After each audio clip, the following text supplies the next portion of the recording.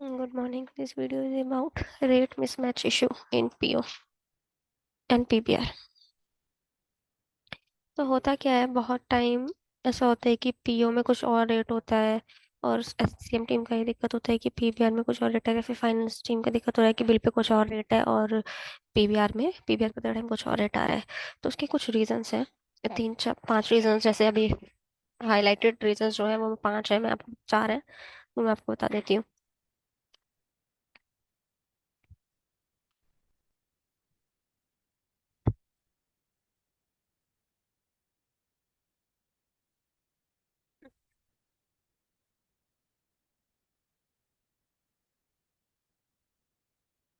जो इसका reason number one है वो होता है कि प्रोडक्ट मिसमैच होता है।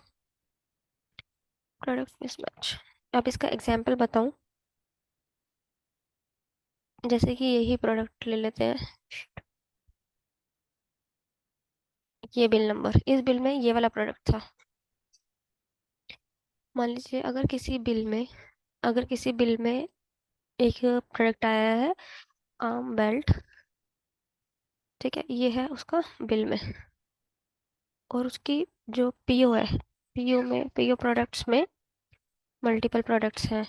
Product product one, product two, और कोई है आर्म बेल्ट 34 mm TR। दूसरा है आर्म बेल्ट 2 3। ठीक है, तो यूजर क्या करता है, मान लीजिए किसी ने गेट एंट्री करते टाइम, गेट एंट्री पे उसे करना था ये वाला, पर क्योंकि गेट एंट्री करते टाइम उसने सिर्फ आर्म बेल्ट डाला,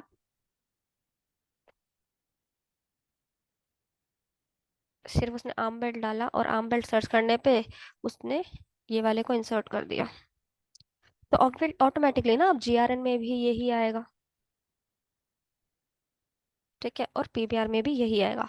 और यही रीजन था, एक इशू आया था बिल का, तो उस बिल में वो इस प्रोडक्ट का रेट उठा रहा था, बल्कि उसे उठाना किस चीज का रेट चाहिए था, इसका।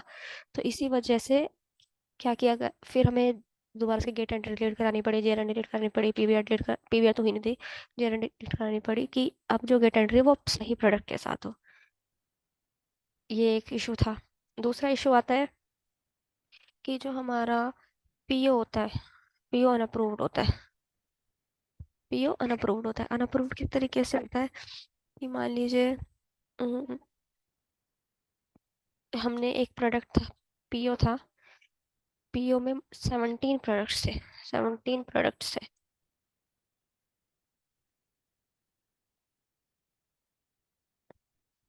17 प्रोडक्ट्स में से किसी ने किसी एक प्रोडक्ट को अपडेट कर दिया, तो पीओ अनअप्रूव हो गया ना। तो अब वो पीबीआर में रेट्स वही दिखाएगा जो उसके लास्ट अप्रूव्ड होंगे। ऐसा नहीं है कि आपने किसी रेट का पीओ था, उसका रेट चेंज किया और सब बिना अप्रूव कराए आप देख रहे हैं कि पीबीआर में रेट चेंज क्यों नहीं हो रहा, तो ऐसा नहीं होगा। पीबीआर में वही रेट शो होते हैं जो अप्रूव होते हैं, अनअप्रूव रेट कभी शो नहीं होते। थर्ड रीजन होता है हमारा कट ऑफ का, ये बहुत मेजर इशू है। किसी भी प्रोडक्ट की अगर आपने कट ऑफ डाली है, उसका वही रेट उठ के आएगा जो उसकी कट ऑफ डेट में वैलिड होगा। जैसे कि बिल डेट है हमारा, बिल डेट है 17 जनवरी 2024, तो वही रेट पिक होके आएगा जो जिस रेंज में ये बिल एग्जिस्ट करता होगा। ओके, एंड फोर्थ रीजन है, कभी कभी ऐसा होता है कि बिल डेट है हमारा 17 जनवरी, और हमारी कट ऑफ रेंज है उसकी 1 अक्टूबर 2023 से 31 दिसंबर 2023। तो हम ये नहीं कह सकते कि मैम ये 2024 का बिल है और हमें ये वाली कट ऑफ का रेट चाहिए। तो ये पॉसिबल नहीं है। अगर हमें इस ये वाली रेंज का बिल चाहिए, या तो हमें इसकी कट ऑफ डेट बढ़ानी पड़ेगी, इसको चेंज करना पड़ेगा। एटलीस्ट 17 जनवरी तो होना चाहिए ताकि ये जो बिल है इस रेंज में एग्जिस्ट करे। और जो इसका लास्ट रीजन है वो ये रीजन है कि लास्ट रीजन ये है कि जो भी आपका कट ऑफ है, मान लीजिए cut off, multiple cut offs, multiple cut offs. Bill date ये है, ठीक है, एंड हमारे पास मल्टीपल कट ऑफ्स है। पहली कट ऑफ ये है, दूसरी कट ऑफ, तीसरी, चौथी कट ऑफ। दूसरी कट ऑफ है आपकी, सपोज 2024 है ये, ठीक है। एक कट ऑफ है हमारी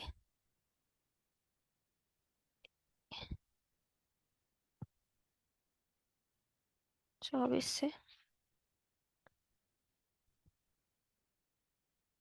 24 तक, ठीक है, और उसको रैंडमली कुछ भी डाल लो, 14।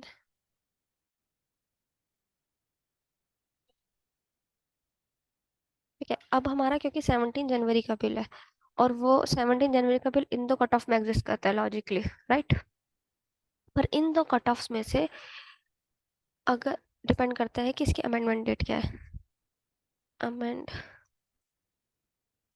इसकी अमेंडमेंट डेट है 14 जनवरी 2023, या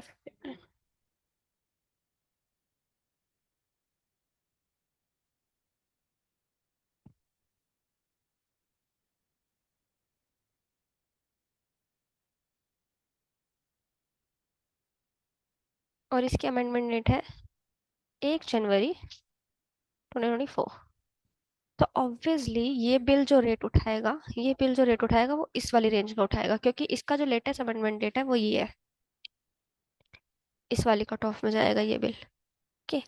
तो यूजुअली कंफ्यूजन होता है कि मैम देखिए दोनों रेट, दोनों बिल में ये बिल सेटिस्फाई कर रहा है, दोनों रेंज में आ रहा है, पर हमें ये वाला चाहिए, ये वाला नहीं चाहिए, ऐसा पॉसिबल नहीं है। वह वही रेट उठाएगा जो लेटेस्ट अमेंड होगा, सिंपल, दैट्स इट।